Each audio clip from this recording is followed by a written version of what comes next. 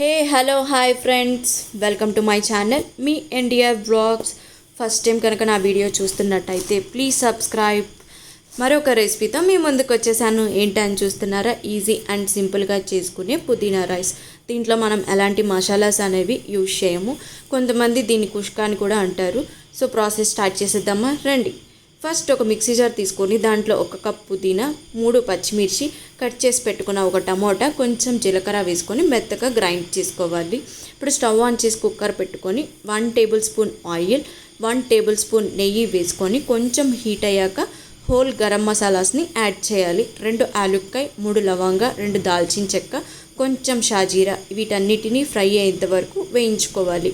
ముందుగానే మనం కట్ చేసి పెట్టుకున్న ఉల్లిపాయ ముక్కలు, కొన్ని జీడిపప్పు, ఆలుగడ్డ వేసుకొని మీడియం ఫ్లేమ్లో బ్రౌన్ షేడ్ వచ్చేంత వరకు మనం వీటిని ఫ్రై చేసుకుంటూ ఉండాలి.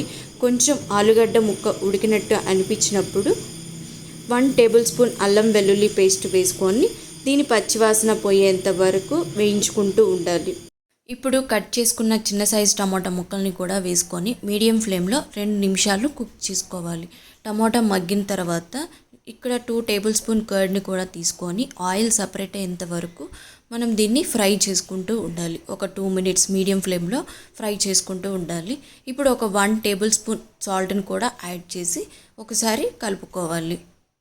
కలుపుకున్న తర్వాత ముందుగానే రెడీ చేసి పెట్టుకున్న పుదీనా పేస్ట్ను కూడా యాడ్ చేసి మీడియం ఫ్లేమ్లో దీన్ని కుక్ చేసుకోవాలి. ఆయిల్ సపరేట్ అయ్యేంత వరకు దీన్ని అనేది మనం ఫ్రై చేసుకుంటాలి. 2 నిమిషాలు లేదా 3 నిమిషాలు.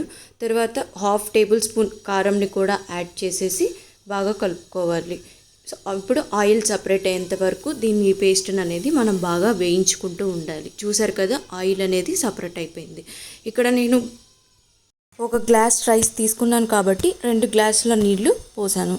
పోసిన తర్వాత మనం ఇక్కడే సాల్ట్ అనేది అడ్జస్ట్ చేసుకోవాలి. తర్వాత ఈ ఎసరుని అనేది మనం బాగా మరిగించాలి. ఇప్పుడు ముందుగానే నానబెట్టుకున్న రైస్ను కూడా యాడ్ చేసి ఒకసారి బాగా కలుపుకోవాలి. కలుపుకున్న తర్వాత కుక్కర్ మూత పెట్టేసి 3 విజిల్స్ వచ్చేంత వరకు మనం కుక్ చేసుకోవాలి. చూసేసారు కదా, మన పుదీనా రైస్ అనేది రెడీ అయిపోయింది. Thank you all. Please do like, share and subscribe for more videos. Stay tune. Bye bye.